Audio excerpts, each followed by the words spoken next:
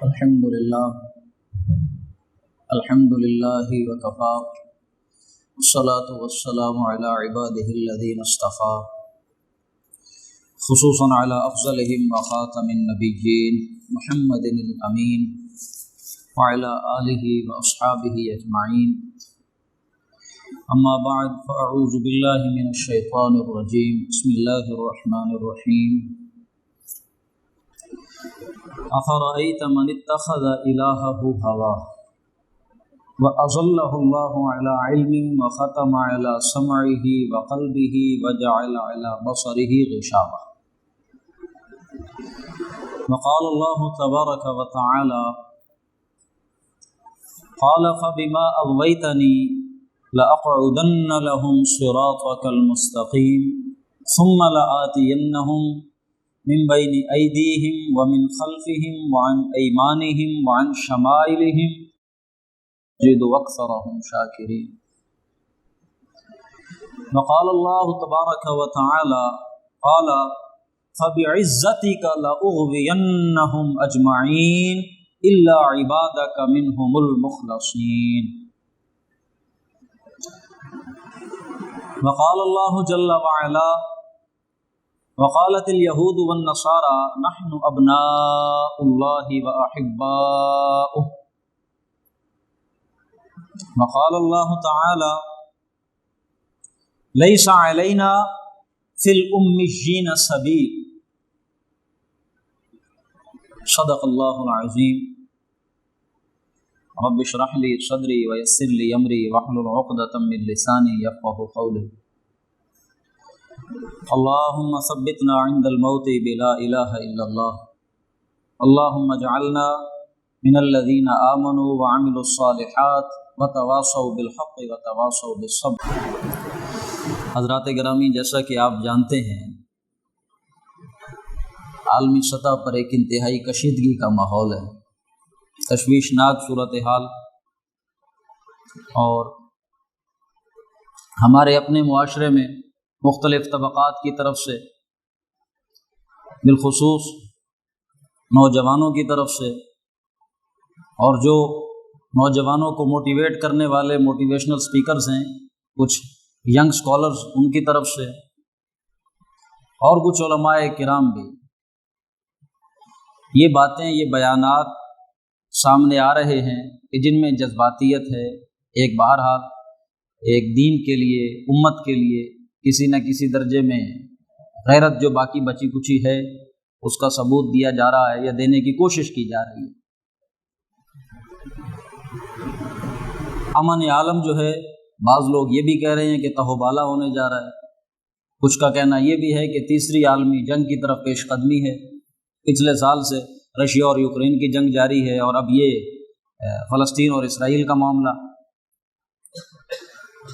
مختلف قسم کی صورتحال ہے جو لوگوں کے ذہنوں میں اس وقت ہے، اور امت مسلمہ کے اندر، جیسے میں نے آپ کے سامنے یہ بات رکھی کہ ایک جذباتیت کی فضا ہے مسلمان بھائیوں کے لیے، فلسطینیوں کے لیے، اور دعائیں مانگی جا رہی ہیں کہ اللہ تعالیٰ ان کی مدد فرمائے.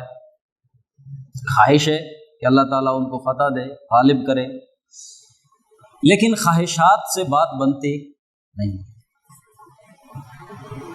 جو بھی عمل انسان خواہش پر رکھتا ہے وہ نتیجہ خیز نہیں ہوتا، وہ سوائے گمراہی کے اور کسی طرف انسان کو لے کر نہیں جاتا. دیکھیے، دو ہی طریقے ہو سکتے ہیں کہ آپ جو بھی دن بھر عمل کریں ان کی بنیاد آپ حقائق پہ رکھیں، علم پہ رکھیں، آپ کا شعور آپ کی نگرانی کر رہا ہو، یا اس کے برعکس کہ آپ نے جو دن بھر کام کرنا ہے مہینوں سال کو، آپ ان کی بنیاد خواہشات پر رکھیں، آپ کی چاہت، آپ کی سوچ، آپ چاہتے ایسا ہے. میں نے اپنی گفتگو کا آغاز اسی آیت سے کیا، سورہ جاسیہ کی ایک آیت. اللہ فرما رہے ہیں افرأیت من اتخذ الہہ ہواہ.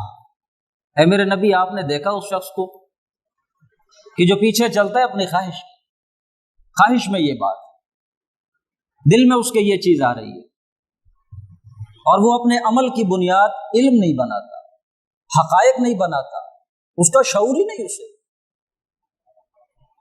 جو بھی وہ کر رہا ہے محض وہ اس کی خواہش ہے جو ڈرائیو کر رہی ہے اسے یہ نہیں پتا کہ جو وہ کام کر رہا ہے اس میں جو موجودہ دستیاب وسائل ہیں، حالات ہیں، معروضی حالات، وہ کس طرح کے، کوئی پتہ نہیں۔ ایسا شخص بھلے وہ ایک فرد ہو، بھلے اس سے آگے بڑھ کر قوم ملت تک آپ چلے جائیں، جو فرد، جو افراد، جو قوم، جو ملت صرف اپنی خواہشات کی پیروی کرے گی، خواہشات کی بنیاد پر اپنے علم کو، اپنے عمل کو اٹھائے گی، تو کبھی بھی وہ ترقی کی راہ پر نہیں جا سکتی۔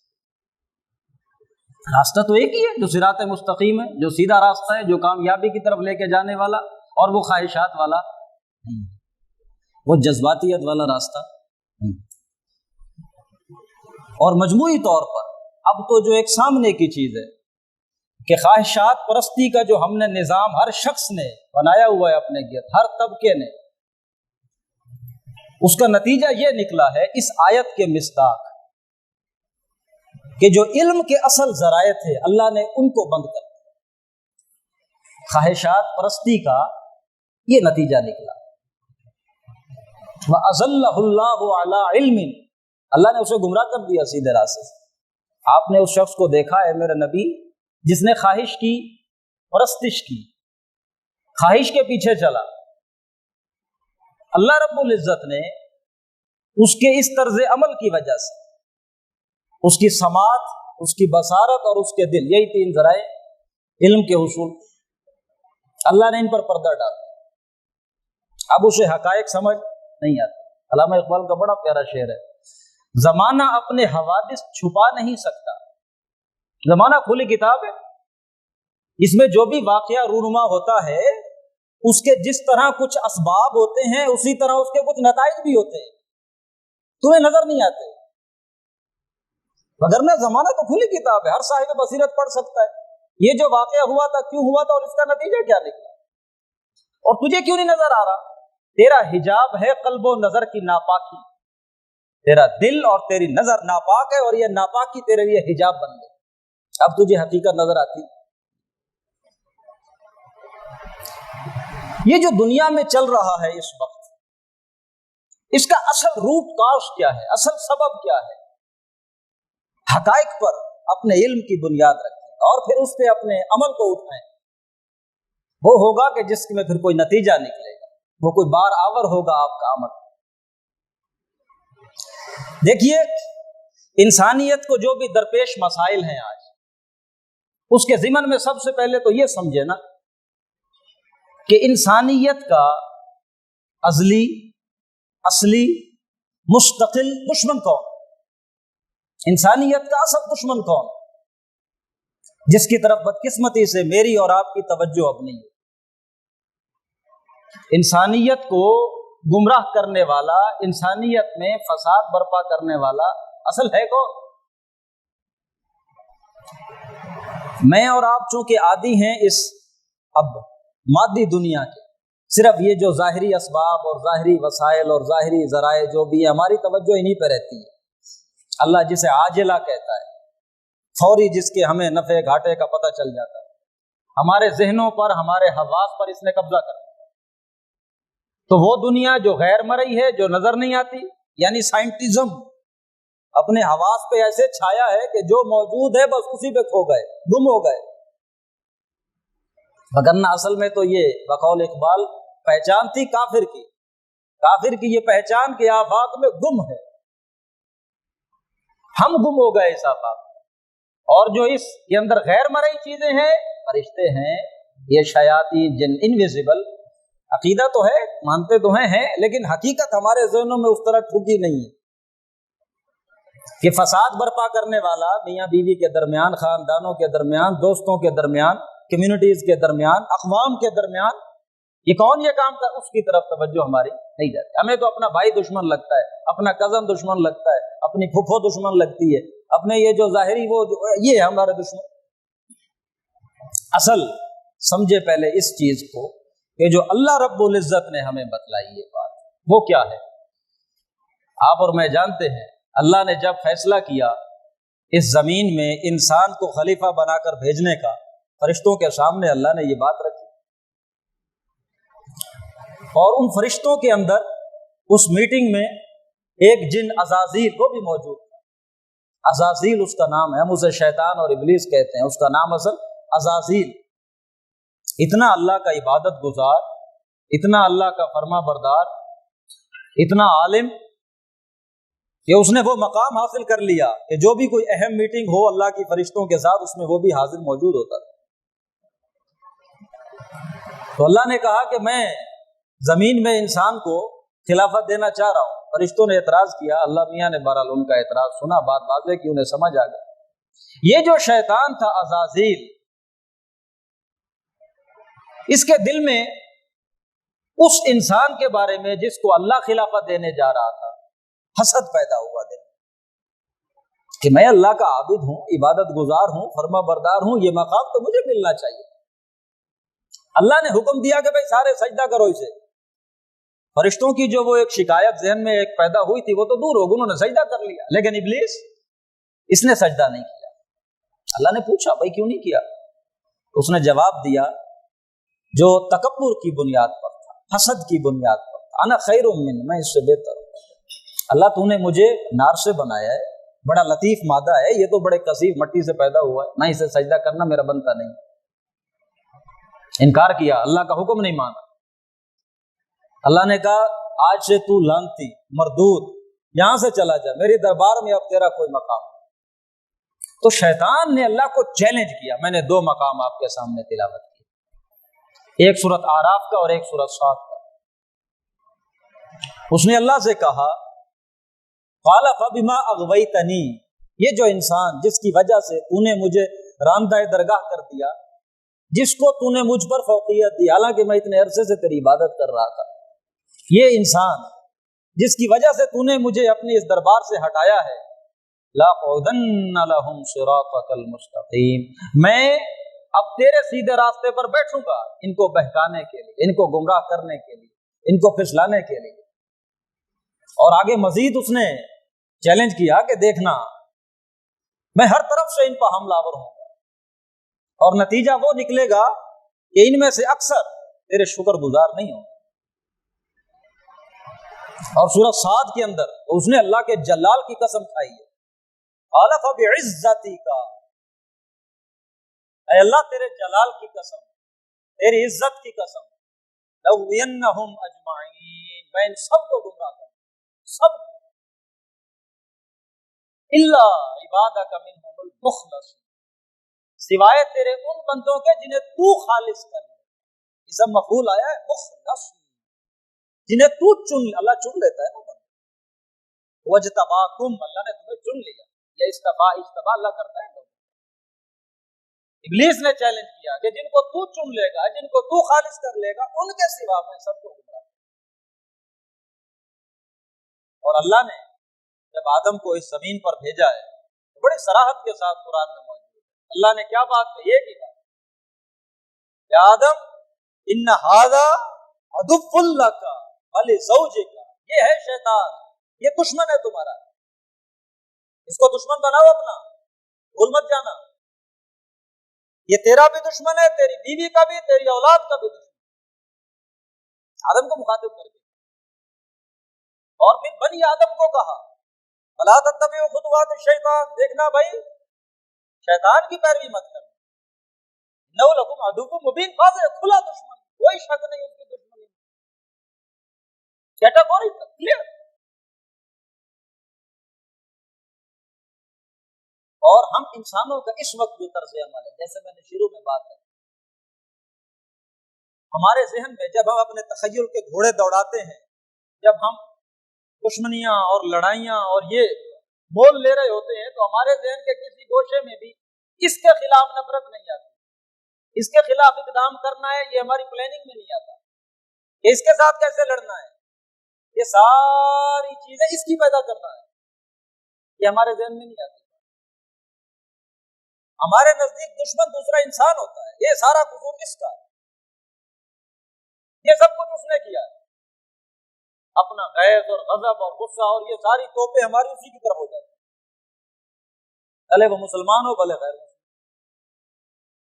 پہلی بات سمجھیں اور اس کو مستحضر رکھیں کہ نوع انسانی کا ازلی ابدی اور مستقل اصلی دشمن جو ہے وہ یہ عزازیل، وہ شیطان ہے، جس کو اللہ نے ملعون قرار دیا۔ کیوں؟ تکبر کی وجہ سے، حسد کی وجہ سے۔ یہ تو ہے انسانیت کا دشمن غیر مرئی دنیا میں سے، انویزیبل ورلڈ میں، جو ہمیں نظر نہیں آتی۔ اب آئیں انسانوں میں سے جو ہمیں نظر آ رہے ہیں۔ ان میں سے انسانیت کے سب سے بڑے دشمن کون ہیں؟ ابلیس کے سب سے بڑے ایجنٹ، نسل انسانی کے سب سے بڑے دشمن مرئی دنیا میں، ویزیبل ورلڈ میں سے۔ میں نے آپ کے سامنے 2 آیتیں تلاوت کی۔ وقالت الیہود والنصارى نحن ابناء اللہ واحباؤہ وقالوا لیس علینا فی الامیین سبیل، یہ دوسرا مقام۔ انسانیت کا اصل دشمن غیر مرئی دنیا میں سے ابلیس، اور اس کی دشمنی کی بنیاد تکبر اور حسد۔ اسی طرح نظر آنے والی دنیا میں سے، انسانوں میں سے، انسانیت کے لیے سب سے بڑے جو دشمن، ابلیس کے سب سے بڑے ایجنٹ، وہ یہود، بنی اسرائیل۔ کیوں؟ سمجھے؟ اللہ فرما رہے ہیں کہ یہ یہودی اور عیسائی کہتے ہیں، بنی اسرائیلی کہتے ہیں نحن ابناء اللہ، ہم اللہ کے بیٹے ہیں، احباء، اور اللہ کے بڑے محبوب ہیں، پسندیدہ ہیں، چنیدہ ہیں، اللہ کے چوزن ہیں ہم۔ اللہ نے ہمیں پورا انسان بنایا ہے، اللہ ہم سے محبت کرتا ہے۔ اچھا، اس میں ان کو بھی تھوڑی سی بس غلطی لگی ہے، وگرنہ یہ بات، یہ کلیم ان کا کسی حد تک ٹھیک بھی ہے۔ اللہ نے قرآن میں کم و بیش 5 مقامات ایسے ہیں جن میں اللہ نے یہ بات کہی ہے کہ ہم نے انہیں فضیلت دی، جہان والوں پر فضیلت، ہم نے انہیں چن لیا، ہم نے انہیں پسند کیا۔ وَلَقَدِ اخْتَرْنَاهُمْ، ہم نے انہیں اختیار کر لیا، عَلَىٰ عِلْمٍ عَلَى الْعَالَمِينَ۔ اور سورۃ بقرہ میں تو ایک ہی آیت 2 دفعہ آئی، یا بنی اسرائیل اذکروا نعمتی التی انعمت علیکم وانی فضلتکم علی العالمین، تمام جہان والوں پر تمہیں فضیلت دی۔ یہ ٹھیک ہے، لیکن اللہ نے انہیں چن لیا تھا۔ غلطی اب ان کی یہ ہے کہ اب وہ اس مقام پر نہیں، اب انہیں اس مقام سے معزول کر دیا گیا۔ وہ جو انسانیت کی سیادت اور قیادت اور رہنمائی کی بات دور ان کے ہاتھ میں دے دی گئی تھی، انہوں نے جب اللہ کے احکامات کو پیٹھ دکھائی، رخ پھیر لیا، بے وفائی کی اللہ سے، تو اللہ نے ان سے وہ مقام، وہ منصب چھین لیا۔ اب یہ منصب کسے دیا؟ امت محمد صلی اللہ علیہ وسلم، معزول کر دیے گئے۔ اب محمد صلی اللہ علیہ وسلم کو اللہ نے رسول بنا کر بھیجا، اور وہ بنی اسرائیل میں سے نہیں ہے۔ کس نسل میں سے؟ بنی اسماعیل میں سے، ان کے کزنز ہیں۔ جب اللہ کے رسول نے اپنی رسالت کا اعلان کیا تو انہوں نے بھی اللہ کے رسول کی رسالت کو مانا، کیوں نہیں مانا؟ آپ کو وجہ وہی ملے گی جس کی بنیاد پر ابلیس نے انسان کی عظمت کو کیا تھا؟ حسد اور تکبر۔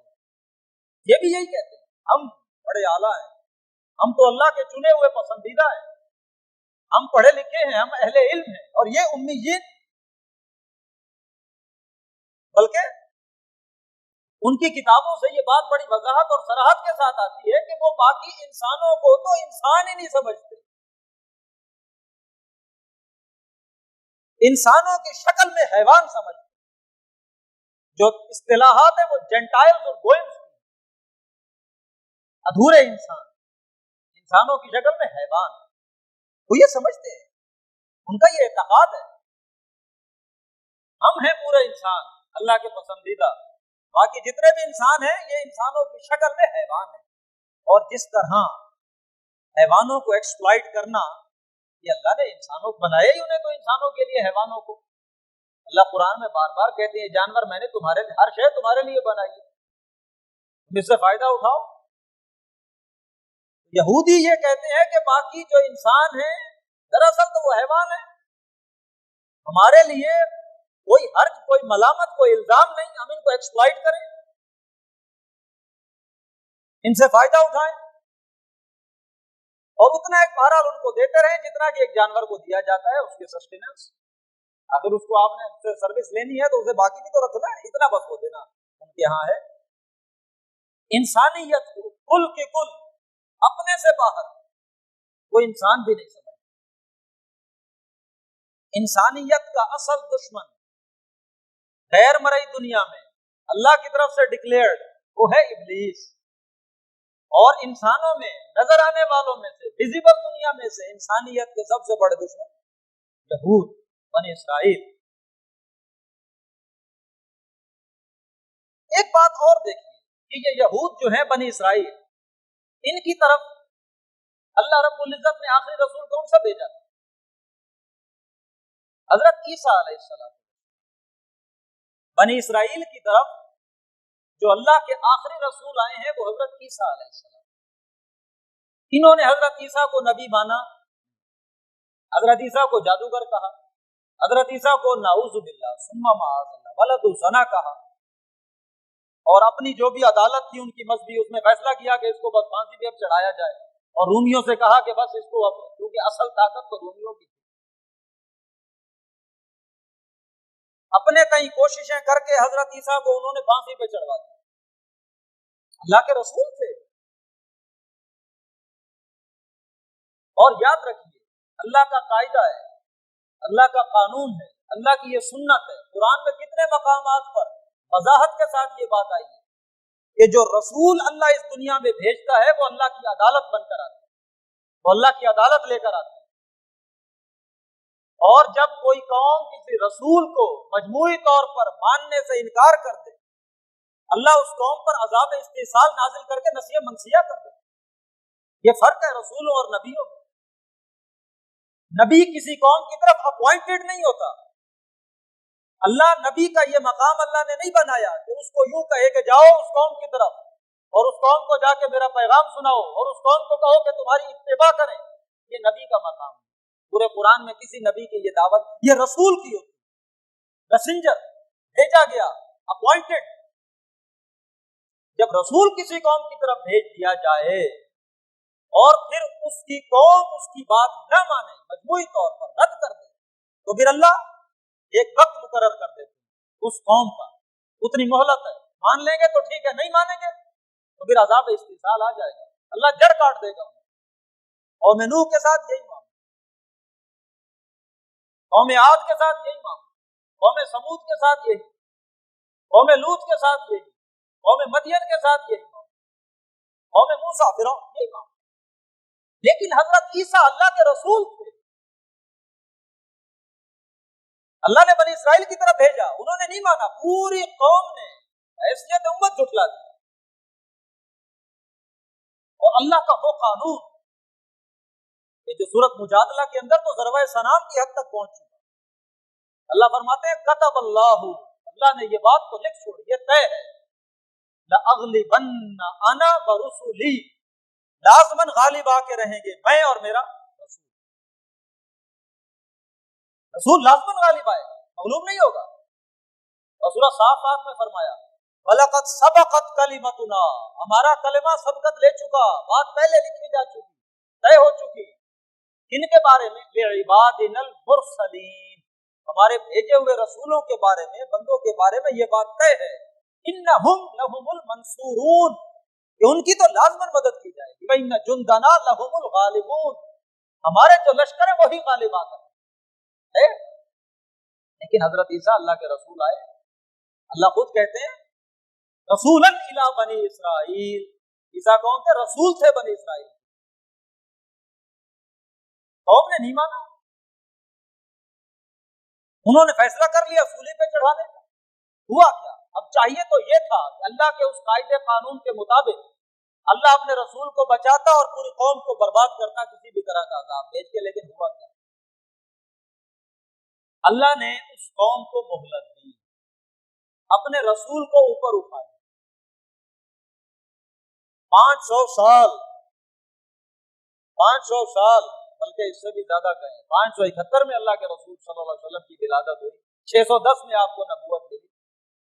یہودیوں کے پاس جب خبر پہنچی اللہ کے رسول صلی اللہ علیہ وسلم کی رسالت کی، تو اللہ فرماتے ہیں قرآن میں یہودیوں کے لیے ہم نے ایک اور موقع فراہم کر دیا، عسیٰ ربکم ان یرحمکم، تمہارا رب قریب ہے کہ پھر تم پر کیا فرما دے؟ رحم فرما دے. تمہارا جو گزشتہ طرز عمل تھا میرے رسول کے ساتھ، ہو سکتا ہے اللہ تمہیں اس سے معاف فرما دے، تم پہ رحم فرما دے. میرا ایک رسول میں نے بھیجا ہے، اس کی دعوت کو قبول کر لو. فَإِنْ عُدْتُمْ عُدْنَا، اور اگر نہیں قبول کرو گے، اسی روش پہ رہو گے، تو پھر ہم. اللہ نے اس قوم کو مہلت دی، اور وہ مہلت ان کی محمد الرسول اللہ صلی اللہ علیہ وسلم کو انہوں نے تسلیم نہیں کیا، اسٹل تاحال جاری. اب جو علماء حکمت بتاتے ہیں کہ اس امت کو، اس مغضوب علیہم امت کو، جن پر اللہ کا غضب ہوا، اللہ نے کیوں باقی رکھا؟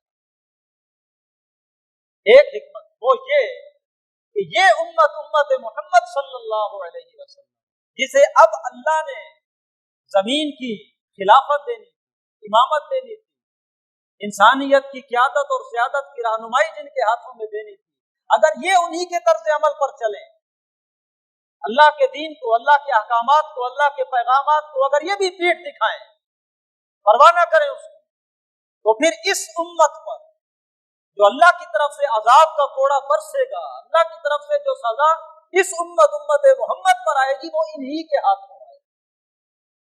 ان کو باقی رکھنے کا صرف یہ ایک جواب ہے کہ یہ امت محمد اگر اپنے طور طریقے چھوڑ دے صلی اللہ علیہ وسلم، تو ان پر عذاب آئے گا اسی قوم کے ہاتھوں جو مغضوب علیہ قوم، رسوا قوم، اللہ کا جن پر غضب برسا، اور اس قوم کے ہاتھوں بھی عذاب آئے گا اللہ کے رسول صلی اللہ علیہ وسلم کے فرامین سے ثابت ہے کہ اس امت کے بھی بہترین حصے پر، اس امت کا بہترین حصہ کون سا؟ عالم عرب. ان کے مقام کو کوئی پہنچ سکتا ہے؟ محمد رسول اللہ صلی اللہ علیہ وسلم عربی نسل تھے، ہم تو ہمیشہ رشک کرتے ہیں ان کے، اور اللہ نے جو اپنا یہ کلام مبین اتارا ہے، جو تا قیامت تک کے لیے معجزہ ہے، کس زبان میں اتارا؟ انہی کی زبان، مادری زبان میں اتارا. انہوں نے اللہ کے پیغام کو، اللہ کے رسول صلی اللہ علیہ وسلم کے دیے ہوئے طور طریقے کو پیٹھ دکھائی، اور پھر لوٹ کر اس دین کی طرف آئی، وہ ہی نہیں کیا اس دین کی.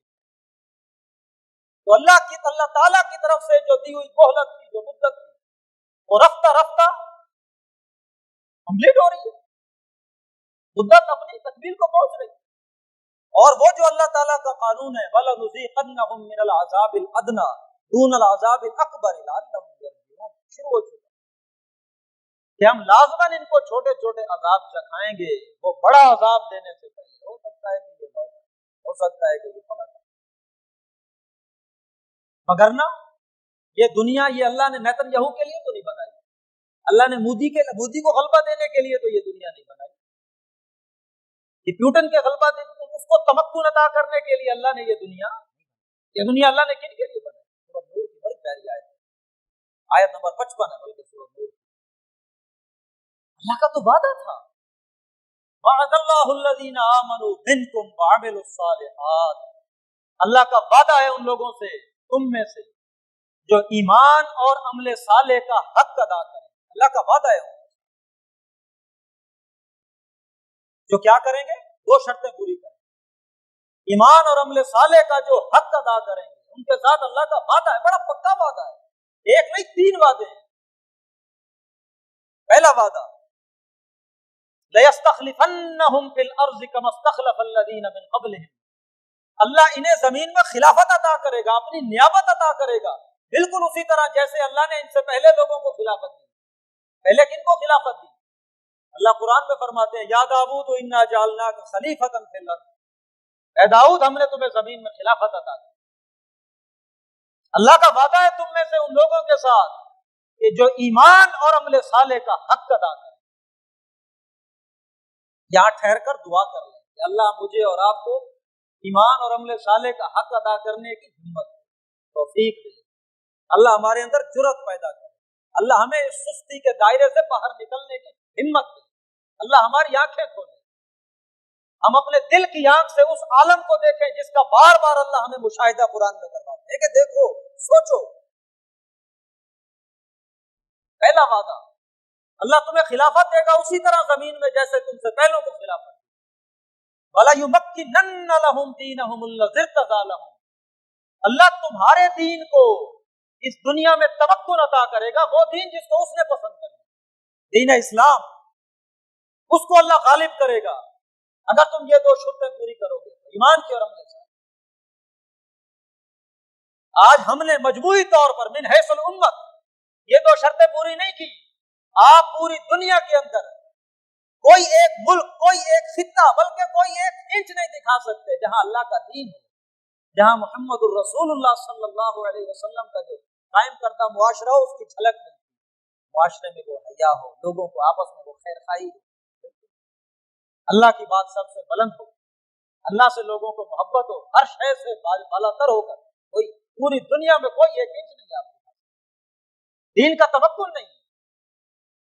اللہ کا وعدہ تھا، پکا وعدہ، مضبوط، قانون تاکید ثقیلہ کے ساتھ یہ وعدے اللہ کے آئے ہیں. عربی گرامر میں اس سے زیادہ مؤکد، اس سے زیادہ چیزوں کو ایمفیسائز کرنے کا اور کوئی طریقہ نہیں ہے، فائدہ نہیں. اور تیسرا وعدہ وَلَا يُبَدِّلَنَّهُمْ مِنْ بَعْدِ خَوْفِهِمْ أَمْنًا، اور اللہ تمہاری یہ جو خوف کی حالت ہے اسے لازماً امن میں تبدیل کر دے اگر تم یہ دو شرائط پوری کرو. نظر دوڑائیں ذرا اس دنیا میں مسلمانوں پر کیسی حالت ہے، کیسا خوف. یہ اس وقت آپ کے سامنے صورت ہے. خود پاک مسلمانوں نے پاکستان اپنی حالت دیکھ لیں، ہر وقت مشرق سے خطرہ ہے. یہ جو ورلڈ آرڈر ہے دنیا کی، یہ جو بڑی بڑی، ہمیشہ انہیں خطرہ، ہمیں ان سے خطرہ، ڈرتے رہتے ہیں ان سے پوچھے بغیر کوئی کام ہم کرتے نہیں ہیں. دراصل یہ اللہ کی طرف سے سزا ہے ہمیں. یہ بات بھی میں آپ کے سامنے رکھوں، قرآن سے ثابت ہے یہ بات کہ آپ کے اندر اللہ روب پیدا کر دے گا، خوف پیدا کر دے گا، ڈر پیدا کر دے گا اگر آپ اللہ کے ساتھ کفر کریں گے، اگر آپ اللہ کے ساتھ شرک کریں گے. یہ قرآن کی نص سے ثابت. آپ کافروں کی بات مانیں گے تو اللہ تعالیٰ تمہارے دلوں کے اندر روب پیدا کر دے گا، خوف پیدا کر دے گا، ڈر پیدا کر دے گا. قرآن میں اللہ نے فرمایا ہے رب العزت نے، یا ایھا الذین آمنوا، اے ایمان والو، ان تطیعوا الذین کفروا، اگر تم بات مانو گے ان کافروں کی، یردوکم علی اعقابکم، یہ تمہیں لوٹا کر لے جائیں گے ایڑیوں کے بل، فتنقلبوا خاسرین، اور پھر تم ہو جاؤ گے گھاٹا اٹھانے والوں میں سے. دیکھو ان کی بات نہ ماننا. بل اللہ مولاکم، اللہ تمہارا مولا ہے، دوست ہے، اس پہ بھروسہ کرنا. وہو خیر الناصرین، اور وہ بہترین مدد کرنے والا ہے. یہ جو کافر تمہیں ڈرا رہے ہیں ان سے مت ڈرنا. سنلقی فی قلوب الذین کفروا الرعب، میں ڈال دوں گا ان کافروں کے دلوں میں رعب. بما اشرکوا باللہ، کیوں رعب ڈال دوں گا ان کے دلوں میں؟ کہ انہوں نے اللہ کے ساتھ شرک کیا، اللہ کے ساتھ شریک ٹھہرایا. کافروں کے دلوں میں اللہ خوف کیوں ڈالے گا؟ انہوں نے اللہ کے ساتھ شریک کیا. وہی خوف اب ہمارے دل میں آ گیا کیونکہ ہم نے بھی اللہ کے ساتھ کیا کیا؟ شرک کیا. ہم اور میں اور آپ جو شرک جانتے ہیں وہ صرف یہ ہے کہ شرک ہو اللہ کی ذات میں، بیٹا بنا دیا جائے، بیوی بنا دیا جائے، بیٹیاں بنا دیا جائے. یہ شرک ہے اللہ کی ذات میں. ایک شرک ہے اللہ کی عبادت میں کہ آپ اللہ سے نہ مانگیں کسی اور سے مانگیں، سجدہ اللہ کو نہ کریں کسی اور کو جا کر کریں. یہ شرک ہے اللہ کی عبادت میں. لیکن شرک صرف یہی نہیں ہے، شرک ایک سیاسی شرک بھی ہے کہ جس میں آپ حکم اللہ کا نہیں مانتے، قانون اللہ کا نہیں مانتے، اللہ کے سوا دوسروں کو قانون تسلیم کریں. یہ اللہ کے حق میں شرک ہے. شرک فی الحقوق، اللہ کا حق تھا کہ بات کس کی مانی جائے، قانون صرف اسی کا مانا جائے، فیصلہ اسی کی نازل کردہ شریعت کے مطابق کیا جائے. سورۃ مائدہ کی 3 آیتیں ہیں، 3 فتوے ہیں اللہ کی طرف سے. وَمَن لَّمْ يَحْكُم بِمَا أَنزَلَ اللَّهُ فَأُولَٰئِكَ هُمُ الْكَافِرُونَ وَمَن لَّمْ يَحْكُم بِمَا أَنزَلَ اللَّهُ فَأُولَٰئِكَ هُمُ الظَّالِمُونَ وَمَن لَّمْ يَحْكُم بِمَا أَنزَلَ اللَّهُ فَأُولَٰئِكَ هُمُ الْفَاسِقُونَ. جو اللہ کے قانون کے مطابق فیصلہ نہیں کرتے وہی تو کافر ہیں، وہی تو ظالم ہیں. اور خود محمد الرسول اللہ صلی اللہ علیہ وسلم نے تشریح فرمائی کہ یہاں ظلم سے مراد شرک ہے. وہی تو مشرک ہے، وہی تو فاسق ہے. یہ شرک ہے جس میں میں اور آپ ملوث ہیں. पूरे आलम पाकिस्तान के अंदर कहीं भी कानून अल्लाह का माना नहीं। अल्लाह के साथ शिर्क किया, अल्लाह ने दिलों में रौब और खौफ पैदा कर दिया। एक अल्लाह से नहीं डरते, बाकी हर बंदे से डरते हैं। इकबाल का बड़ा प्यारा शेर है, ये एक सजदा जिसे तू गिरा समझता है, 1000 सजदे से देता है आदमी को नजात। एक अल्लाह के सामने झुक जाओ, एक उसकी बात मान लो, अल्लाह तुम्हारे दिल के अंदर इतनी जुर्रत और इतनी शुजात पैदा कर देगा, तुम्हें और किसी से डर नहीं लगेगा। और ये तस्वीर हमें नजर आती है सहाबा किराम में, फटे पुराने चीथड़ों के अंदर मलबूस कैसरो किसरा के दरबारों पर बगैर सीन के घोड़ों की पुष्ट पर बैठे चले जाया करते थे, और किसी की रोब और हैबत और अजमत का दबदबा उनके दिलों पर तारी नहीं होता था। क्यों? उनके दिलों में सिर्फ एक अल्लाह की अजमत बैठी। तुमने अल्लाह का दर छोड़ दिया, हर दर पे तुम्हें सर झुकाना पड़ेगा। 3 वादे अल्लाह ने किए सूरत नूर के अंदर उन लोगों के साथ के जो 2 शर्तें पूरी करेंगे, ईमान और अमले साले की, उन्हें अल्लाह जमीन में खिलाफत देगा, उनके दीन को गालिब कर देगा, और उनकी ये जो खौफ की हालत है इसे अमल में तब्दील कर। और फिर नतीजा क्या निकलेगा? याबुदूननी, वो मेरी इबादत करेंगे, ला युशरिकून बी शैया, मेरे साथ किसी और को शरीक नहीं ठहराएंगे। वमन कफर बाद ज़ालिका फउलाइका हुमुल फासिकून, मेरे इतने पुख्ता वादों के बाद भी जो ये 2 शर्तें पूरी करने के लिए कमर हिम्मत न कसे, यही तो फासिक है, यही तो फाजिर है, यही तो गद्दार है, यही तो बागी है। अल्लाह के वादों पर उम्मीद ही नहीं, बुतों से तुझको उम्मीद है, खुदा से न उम्मीद है। मुझे बता तो सही, और काफरी क्या? नमाजें पढ़ के और ये काम करके हम समझते हैं अल्लाह को तनख्वाह लेंगे 5%, 10%, 15% इबादत आखिर हम अल्लाह को मानते हैं, ऐसा मतलब नहीं। हिसाब किताब पे अल्लाह को कर लेंगे ऐसे, बस ठीक है, हम थे ना इस तरह 15-20%, 50%, 60% अल्लाह को ऐसे मुसलमान नहीं चाहिए। या अय्युहल्लज़ीना आमनू उदखुलू फिस्सिल्म काफ़ा, इस इस्लाम के फोल्ड में आना है तो इन टोटलिटी, नहीं तो बाकी ये जो 10, 20, 25, 30, 50% मोहब्बत इताअत है दूसरों की, अल्लाह की ये भी दूसरों को दे दो, अल्लाह को नहीं चाहिए, अल्लाह को दे दो। दुनिया में जिल्लत, रुसवाई, अमली तस्वीर, इससे ज्यादा भी कोई बेहमियती की आप कोई और ऐसी भी, एक तरफ 2 मिलियन, सिर्फ 2 मिलियन मैक्सिमम ऑलमोस्ट, और एक तरफ न्यूक्लियर पावर, और उसके साथ दुनिया की दूसरी न्यूक्लियर पावर, वीटो पावर, सिवाय 1-2 को छोड़कर। हमारा हमसाया जिसके घर हम क्रिकेट खेलने गए हुए, हुक्मरान तो हुक्मरान, अवाम भी ऐसे तो नहीं आती अल्लाह की सजा, अल्लाह की तरफ से अजाब का कोड़ा ऐसे तो नहीं पड़ता। ये तमाम उसकी हिमायत में खड़े हैं, बवाम के दोहल हिमायत कर रहे हैं, ऐलान कर रहे हैं, stand in solidarity with Israel, हर मुल्क ये कह रहा है। और वो आप उनके बयान सुने, किस रौनक के साथ, किस फिरौनी लहजे के साथ नेतन्याहू बात करता है, will turn them into rubble, हम जर्रों के अंदर तब्दील कर देंगे, वी आर एट वॉर। लेकिन ये जो 1 अरब 70-80 करोड़ मुसलमान है, 57-58 इस्लामी मुमालिक, हुकूमत इनके पास, इससे ज्यादा बेहमियती, इससे ज्यादा जिल्लत, रुसवाई, आपके घर आके कोई आपके भाई को मारे और आप चुप, कुछ कह ही नहीं सके उसे, ये जिल्लत, ये रुसवाई मालूम है क्यों? इसराइलियों का कसूर है। हम बात करते हैं तो आजकल यही, आज जिहाद के लिए चले, हमें भेज दिया जाए, वहां भेज दिया जाए, ये ख्वाहिश, ये जज्बात, इससे काम नहीं बनने वाला। असल देखो किया क्या तुमने। नेतन्याहू की इसराइल की जुर्रत थी कि मुसलमानों को मारता, अल्लाह को वो ज्यादा पसंद है।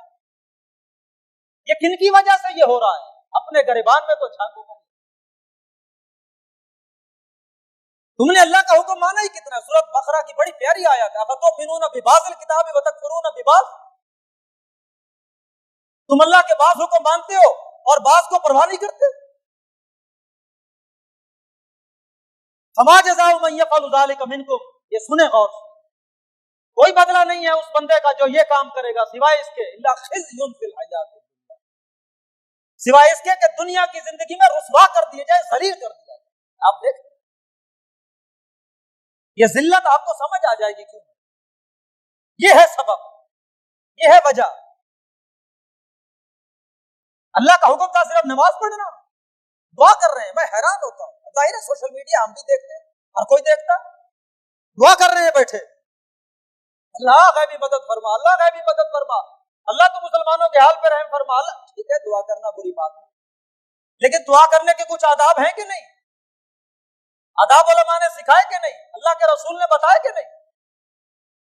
وہ جو اللہ کے رسول صلی اللہ علیہ وسلم کا ایک فرمان ہے کہ حاجی جو بیت اللہ کے اندر کھڑا ہو کر اللہ سے دعا کر رہا ہوتا ہے، اللہ ایسا کر ایسا کر ایسا کر، اللہ جواب دیتا ہے کہ تجھے شرم نہیں آتی دعا کرنے؟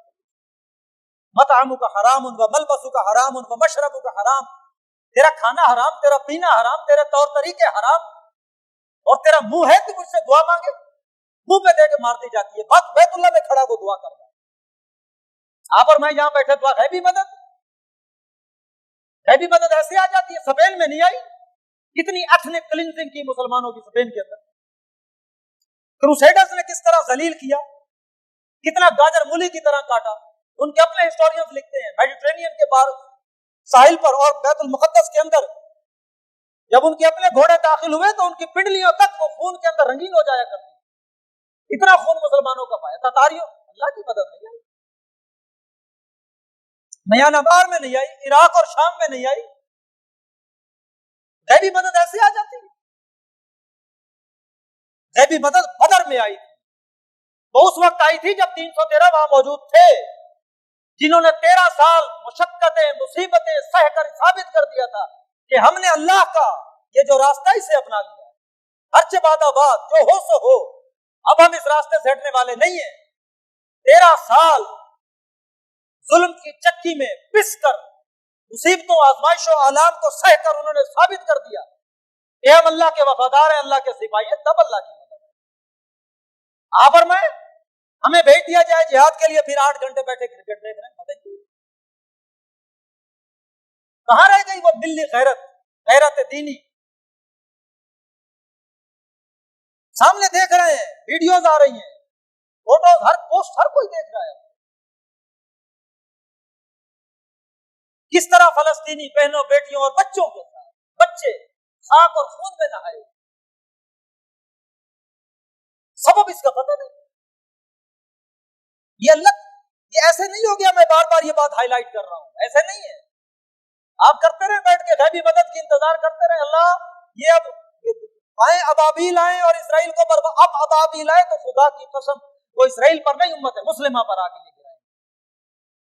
تمہارا منہ ہے، میرا منہ ہے کہ ہم اللہ سے دعا کریں، اللہ سے مانگتے ہیں، اور دوسری طرف اللہ کے ساتھ اعلان جنگ کیا ہوا، اللہ کے ساتھ حالت جنگ میں ہم اللہ کے ساتھ جنگ جاری رکھیں، دعائیں مانگ رہے ہیں. سورۃ بقرہ کی آیت ہے، یا ایھا الذین آمنوا اتقوا اللہ، ایمان والو ڈرو اللہ سے، وذروا ما بقی من الربا، یہ سود چھوڑ دو اگر مومن ہو، فإن لم تفعلوا فاذنوا بحرب من اللہ، نہیں چھوڑتے تو اللہ کی طرف سے اعلان جنگ ہے. ملت اسلامیہ میں سے کتنے ممالک ہیں جن کی یہ معیشت سارا تانا بانا یہ سود ہی نہیں ہے؟ ایک طرف اللہ کے ساتھ لڑ رہے ہو، اعلان جنگ کیا ہوا، تو دعائیں مانگ رہے ہو، اللہ مہربانی فرما، غیبی مدد نازل فرما. اتنا قول و فعل کا تضاد، دنیا ہی الگ ہے، تمہاری خواہشات کی اور دنیا ہے، عمل کی اور دنیا ہے. کس کی جھولی میں ڈال رکھی ہے یہ ساری؟ یاد رکھیے گا، اصل جو کرنے کا کام ہے، میں نے بات کوشش کی ہے کہ کوئی مختصر انداز میں آپ کے سامنے رکھوں. اصل سبب پہچان، انسانیت کی اصل دشمن کون ہے، اور یہ جو حالات رونما ہو رہے ہیں، وقت کرتا ہے پرورش برسوں، حادثہ ایک دم نہیں. اور میں نے اقبال کا شعر آپ کو سنا چکا ہوں، زمانہ اپنے حوادث چھپا نہیں سکتا، تیرا حجاب ہے قلب و نظر کی ناپاکی، تیرا دل اور تیری نظر ناپاک ہے، اور یہ ناپاکی تیرے لیے حجاب بن گئی ہے، تجھے حقائق نظر نہیں آ رہے، مگر نہ روز روشن کی طرح یہ چیزیں واضح ہیں کہ یہ کیوں ہو رہا ہے. اللہ تعالیٰ کی اس سزا سے بچنے کا صرف ایک ہی طریقہ ہے، صرف ایک ہی طریقہ ہے، صرف ایک ہی طریقہ ہے کہ محمد الرسول اللہ صلی اللہ علیہ وآلہ وسلم کی سیرت کو اپنائیں، آپ صلی اللہ علیہ وسلم کی سیرت کو سمجھیں، اور آج کے دور کے تناظر میں، سسٹم کے تناظر میں آپ کی سیرت کا مطالعہ کریں. آپ نے کس طرح سماج کے تناظر میں ایک سسٹم قائم کیا تھا، اس طرح سیرت النبی کا مطالعہ کریں. اور انفرادی سطح پر خود کو اللہ کی بندگی کا پابند بنائیں. اپنی معیشت، اپنی معاشرت اس میں دیکھیں، جو کچھ اللہ کے مرضی کے خلاف ہے، جو حرام ہے، اسے نکال کر باہر پھینکیں. یہ ہے توبہ. 10,000 دفعہ تسبیح پڑھ لینا توبہ کی توبہ نہیں ہے. پھر آپ اللہ سے دعا مانگے، پھر اللہ سے دعا مانگے. اللہ کے نظام عدل کو چھوڑ کر نظام طاغوت پہ راضی ہو کر اللہ سے دعا مانگے گا، کوئی قبول نہیں ہوگی. اللہ اور اللہ کے رسول کے دیے ہوئے نظام کو چھوڑ کر، اور یہ جو باقی دین جو ہم نے دین سمجھ رکھا ہے، صرف نعت خوانی کرنا، میلاد کروا لینا، تسبیحیں 10,000 20,000 پڑھ، ہے کہ مجید اس طرح نہیں ہے. دین کا مجاہد بننے کی بجائے دین کا مجاور بن کر بیٹھ جائے اور بس اللہ غیبی مدد، یہ دین کا طریقہ نہیں. انفرادی سطح پر خود کو اللہ کی اطاعت کا پابند کریں اور اجتماعی سطح پر اللہ کے حضور معافی مانگیں اور کوشش کریں کہ وہ جو اللہ کے رسول نظام عدل دے کر گئے تھے اس کو قائم کیا جائے. اللہ رب العزت سے دعا ہے کہ اللہ مالک ملک ہمیں اس وقت اس دور میں ہمیں وہ راہ سجھائے جس کے ذریعے سے ہم اس کے دین کو صحیح معنوں میں سرو کر سکیں. بارک اللہ علیہ ولکم فی القرآن العظیم ونفعني